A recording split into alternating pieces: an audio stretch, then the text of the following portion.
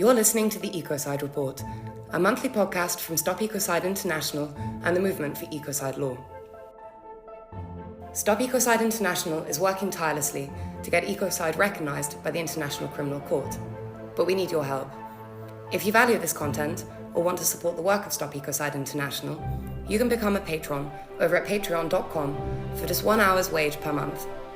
Your support makes our work possible, and we can't thank you enough. Hello everyone, thank you for joining my friend and I. Jojo Murtha is a co-founder of Stop Ecocide International, a global advocacy group looking at issues around ecocide and preserving a natural world. And as we have this conversation now, it's been a really, really busy part of the year. COP27 is just behind us. COP15 in Montreal is just ahead of us. And I wanted to sit with Jojo, talk about your schedule, all the things you've been doing, all the things you're planning to do as we reach this really busy part of the year. Fantastic. And great to be with you again, Chidi. We've just come back last week from COP27 in Egypt, and that was quite an experience. For the first time, we had a stand there, a pavilion as they're known, and so there was a kind of presence that we brought to the conference that has not been possible for us before. And it made a huge difference, actually, for people to be able to come and find us, look us up. We also took part in a whole number of panel events. We had an official side event there, which 2 different states contributed to, Vanuatu and Belgium. And that was moderated by UNEP, the UN Environment Programme. So, hugely prestigious. And we've been told by a number of attendees that it was one of the most exciting events of the official programme. So that's very exciting. But I think the key thing that we came away with from the perspective of our work is that it was an amazing profile raising exercise, regardless of the high level results of the negotiations, which were of course mixed. From our perspective, from the moment we opened the pavilion, there was a constant flow of interested visitors, including lots of high level politicians and ministers and so on. So really very exciting time. That's excellent. Let's explore that in more detail. So within the context of what was going on in Sharm el-Sheikh, having your own pavilion allows you to be a lot more focused, to have a specific panel discussion, to talk about things with specific participants, and to come to some conclusion. Could you talk in more detail about that? Yeah, I think the main aim for us was to bring this issue of criminal law framing into the discussions around climate, because I think there's a lot of dot joining that still needs to be done around climate issues and the issues of biodiversity loss or nature loss, which of course will be the focus of the Montreal conference that we're heading to shortly. And people don't always connect those two. And of course, the issue of ecocide or mass destruction of nature is an absolutely joining piece. It's a root cause of both climate breakdown and ecological breakdown. Even if we stopped all emissions tomorrow, if we continue to destroy these vital ecosystems and carbon sinks, we will still have a deepening climate crisis. So, it's kind of inserting a piece into that conversation, and this was the first time that we'd had the opportunity to do that as part of the official programme. So it's inserting that piece and having people think about that framing, because I think in the context of climate, law is not discussed a lot, and criminal law even less so. But I think what we can see around the world, from grassroots, but right up to those, conference halls of the UN, is this incredible frustration with how slow action is moving in terms of actually responding to the level of crisis that we're facing. And, for us, that's very much about the fact that the right framing isn't in place. And so that, I think, was the key kind of, aim that we had in bringing, that official side event, but in sort of inserting that piece into all the discussions that we had at COP27. Thank you for that. Well, I think you're absolutely right. I think that one of the core and perhaps the most important link that Stop Ecocide International creates is the link between dealing with excessive carbon in the atmosphere and dealing with the denusion of all these huge natural sinks for carbon, ecosystems both on land and in the ocean. And I think that sets the stage perfectly, actually, for your next move, which is attending COP15 in Montreal, which is eponymous this year because, of course, the Montreal Protocol solved a gigantic problem with the ozone layer many years ago, and now we potentially have the opportunity in Montreal this year to do what? What are you going to be doing? What are you going to be discussing? Well, the conference itself focuses on coming to an agreement around a global biodiversity framework, which is kind of a set of targets, I suppose, that are meant to be sort of umbrella targets that can kind of be applied across the board, in the context of various other different treaties, agreements, pledges, policy making, and so on. Obviously, again, we're keen to get this whole element of the legal framework into that mix. Maybe in the best possible case scenarios, language even into the text. We're also aware how difficult that can be, but certainly to use the opportunity of a presence there. Again, we'll have a pavilion there. Is the raising of awareness around these sort of framing legal questions that actually ultimately are enabling conditions for the implementation, for the reaching of those targets. So that's going to be, our sort of key focus. And the time that we spend over the next couple of weeks in Montreal is also going to be a little bit split, because some of us will actually be, some of our team, including myself, will be in The Hague in the Netherlands before we head out to Montreal, because the first week of the Biodiversity COP is also happening at the same time as the International Criminal Court's Assembly of States Parties to the Rome Statute, and that happens every year, mostly in The Hague, sometimes in New York. So we'll be in The Hague next week for that. And that, of course, is an absolutely key forum for us, because what we're aiming for is for that treaty to be amended to include the crime of ecocide. So that's going to be a very exciting moment for us as well. Wow. I'd go further than that. I'd amplify that hugely and say this is beyond exciting. This is a very tumultuous 2 weeks you're facing. You're going to be talking. You're going to be talking about rewriting the Treaty of Rome in 1 week, and literally days later, you're gathering in Montreal of all places to try and convince a conference of parties there to potentially insert Stop Ecocide International into a communique that comes out of that gathering. What are the levers you think might be able to pull? What are the factors you think will determine whether or not you're successful? And what's your fantasy outcome? Well, I think in the case of The Hague, it's very much in the kind of amplification phase. We know that the International Criminal Court itself is taking this discussion very seriously, and one of the ways we know that is that our side event, joint with the Republic of Vanuatu, as we've done for the last few years, has actually been allocated the plenary hall for its venue. So that and in the prime slot of the week. So it just shows that this is a conversation that has really sort of exactly is taking centre stage. So that's a really important step, and we will have a pretty heavyweight panel there to discuss the stage that we're at, why it's appropriate for the International Criminal Court to be addressing this, for this crime to be in the Rome Statute. Effectively, our event is global crisis and the role of the ICC and the relevance of ecocide as the fifth crime. So it's looking forward to the future of the court, to its role in the world, to keeping it relevant in the context of the biggest challenge humanity's ever faced. And of course, to show that destruction of nature, serious destruction of nature, should be on a par with serious destruction of people and property, and that this is actually, although it on one level feels quite a surgical thing to sort of, advocate for the addition of one crime to a list, but on another level, it's really quite a profound potential shift in how we view our relationship with the living world, which has to change. It has to evolve if we're going to come through this in as few pieces as possible. 100%. No, thank you for that. That was a really good exposition of the factors around the Treaty of Rome and talking at the ICC. And congratulations on getting the plenary. I think that's, I'm really impressed by that.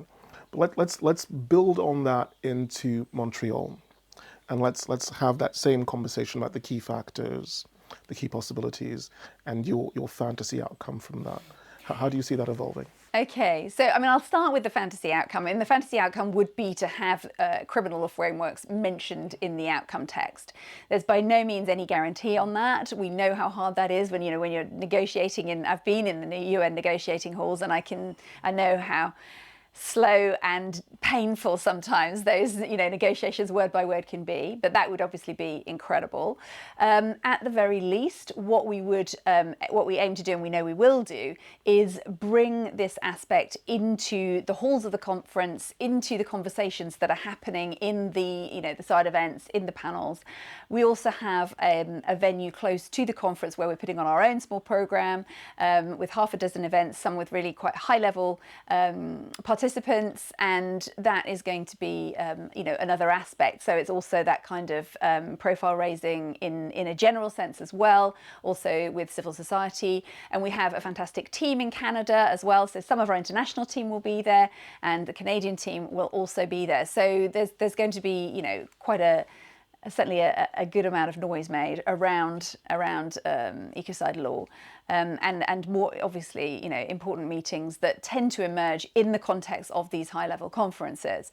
I think sometimes people get very disappointed and disillusioned with the fact that the outcomes never feel as muscular as they should be. And of course, it's really difficult when you're operating in a kind of consensus-based situation. It's really hard to sort of move forward in those ways. But let's not discount the fact that what these conferences do is bring together civil society actors, really often quite remarkable solutions building companies, and private and public initiatives, and all of these people into a mix where they get to interact with these high level actors. And what that does is it often creates a real kind of sort of cooking pot, I suppose, of solutions and narratives that need to be heard at the high level, and these occasions give the possibility for that. So that is, of course, why we need to be present at these conferences.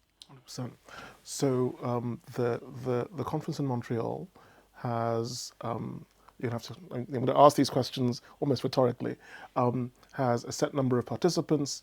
It has civil society and advocacy groups like yours, which are very important because they balance out the lobbying capacity of industry, which will also be there.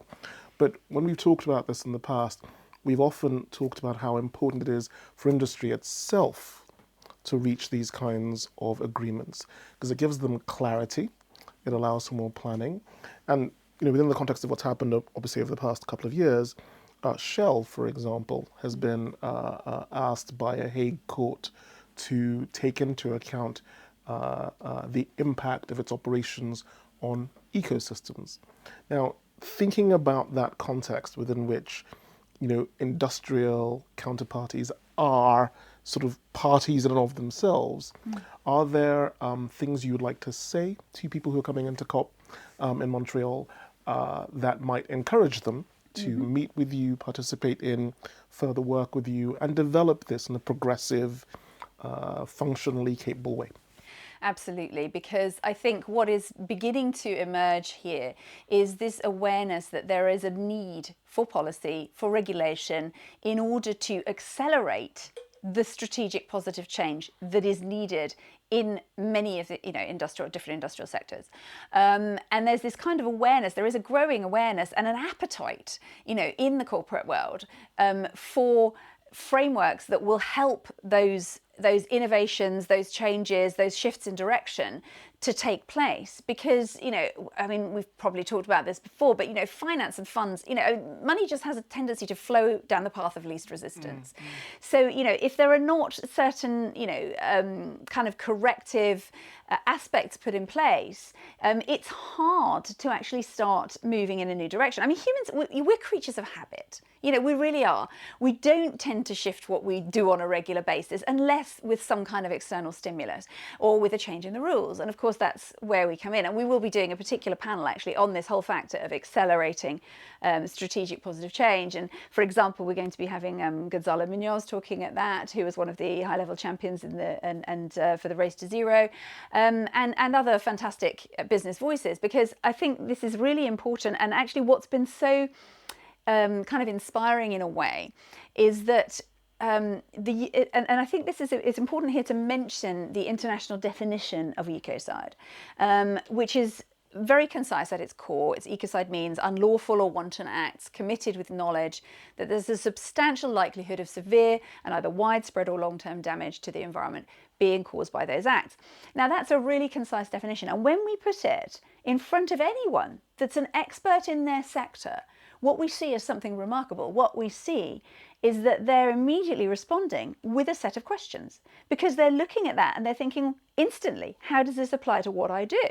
And so those kind of questions that start to emerge are super important. And actually, we feel that's kind of gold dust, because the way that the human brain works, you ask a question, you will start finding an answer. In part of the problem here is that industry is not necessarily always known what are the questions that we need to be asking. And when you put a simple, clear framework in front of somebody, then that actually is starting to trigger those desperately needed questions. So I think that is one of the key aspects of what we'll be bringing to those conversations with corporate actors, with the business sector, and also the finance sector. I mean, it's been really interesting, actually, that the same network that asked governments last year to think about criminalising ecocide reiterated that just a few weeks ago at COP27, and that was the International Corporate Governance Network. So that's the second year in a row that this network of some of the biggest financial firms in the world has been saying to governments, collaborate internationally to criminalise ecocide. There's this realisation that framework can create a stability and an impetus that is desperately needed. That's excellent. That's really excellent. So at COP27, there was supposed to be a revisiting of the Glasgow Alliance for Net Zero, GFANZ, and that was also mixed. There were no concrete outcomes from that particular group that moved the dial forward for aligning financial flows to net zero more rapidly, unfortunately. But I'm thinking, is there, in your mind, the potential for a similar group to be pulled together at COP15? So a group of nations or parties or corporates who would like to see some kind of framework of natural asset pricing, natural asset consolidation, or even working with groups like the TNFD, the Task Force for Nature-Related Financial Disclosure. Are those kinds of concrete policy elements in the mix already, or? I do believe they are. I mean, I have to say this is not my particular area of expertise, but I am aware, for example, that, this is one of the aspects that the UK has been really quite interested in terms of, their contribution to those discussions, is to look at some of those structures that can help in terms of actually shifting the economy towards something that is more nature-based and nature-focused. And I think those aspects are going to be very important in that arena. As an advocacy organisation, and of course with our particular focus around the law, we're not specifically involved in those particular high-level discussions, but they do of course intersect with some of the conversations we have, some of the events that we hold, and so on. So all of those things are important, and I think this is something that is really emerging everywhere, is that collaborations are important, that different kinds of agreements are also important. Effectively there is no one solution to all of this. But what we would say, and this is, we think, very sort of specific to our particular initiative, to the Ecocide Law Initiative, which is really now a global movement. There's no way around that. We sort of sit at the heart of it, but it's way beyond us now. Is that it actually acts as a kind of a bridging piece. It's not that it's a silver bullet. It's not that it's suddenly going to cure every single environmental woe or prevent every single environmental damage. No crime can do that. Obviously, murder's been a crime since Moses and beyond, and people still get killed. But can you imagine what it would be like if it wasn't a crime? And I think that's the kind of difference that I think we're looking at here. And I think this is something that environmental NGOs, for example, are just beginning to get their heads around, seeing that, the Ecocide Law Initiative is not another sort of parallel environmental initiative. It's actually something that supports all of the environmental campaigns. There is no environmental campaign in the world that will not be supported by having ecocide law in place. So it is one of those kind of, it's a foundational piece. It's a kind of, it's a sort of bridging piece that kind of moves towards being able to, support the rest of environmental law, encourage everybody who's already working on improving regulation in all of these different areas. It will support all of those things. That's amazing. I couldn't agree more. I think earlier on we were talking casually and chatting, and I said, isn't it nice, or wouldn't it be nice to have a law that supports organic carbon sequestration, which is a really awkward, weird and nerdy way of saying a law that just supports life. Yes. Isn't it nice just to have to argue for that, advocate that, and show people the obviousness of the truth on that point? And that was fascinating, actually. You're reminding me of one of the conversations we had in one of our events at COP27. We had this wonderful young Indigenous spokeswoman from one of the First Nations in Canada. And the moderator was asking her about, how does kind of ecocide law fit in with the kind of cultural assumptions and approaches of, of your culture and so on. And what was so interesting was that, in a sense, it was so obvious to her that she almost couldn't understand the question. And when she finally got what she was being asked, she went, oh God, of course, it's rule number 1, don't damage Mother Earth. It was like, but it was so obvious that it was almost too obvious to address. And I think that's really interesting, isn't it? That effectively our globally dominant way of thinking doesn't see it as obvious as that. And it should be. It should be. Otherwise we are simply, whoever it is, we're drilling holes in the boat, we're all in. And, if we can't see that, then hopefully putting this law in place will actually start to nudge us into that direction where that is much more obvious. 100%. So we talk about a whole bunch of new frameworks that are coming out. We talk about Professor Rayworth's donut economics. We talk about sort of the outer boundaries of our ecosphere, of the world we live in. And you're right, there's a tendency to focus on the outer boundaries and the constraints around fossil fuels and the carbon that comes out of that sort of one component element, one component resource. But looking at our ecocide prospects, looking at our entire ecosystem, looking at that full-bodied automatic boundary that is so intuitive to everyone is something that is, well, at the very least equally important. Yes. You'd imagine ubiquitously important, really obvious, and worth following through. And I'm really excited for you that getting a chance to do this in Montreal. As I said, it's iconic in the sense of the Montreal Protocol itself got us away from the expanding ozone layer because groups within the UN got together and made a solid, functional decision. Indeed, it's a kind of benchmark that sort of looked back to us. There was an environmental treaty that worked. Absolutely. Can we have another one, please? It was huge. No one expected it to succeed, and it really did. It's making this huge difference. The number of lives that have been saved, just astronomical, and it's been so successful it isn't even talked about anymore. It's just, we did that, and so next. But hopefully we'll get to the point where we'll have that conversation about ecocide soon as well. Wouldn't that be fantastic? Absolutely. We will. I'm sure we will. You've been listening to the Ecocide Report. You can find out more about all of the issues discussed in this episode via the links in the podcast description. Thanks so much for listening, and see you next time.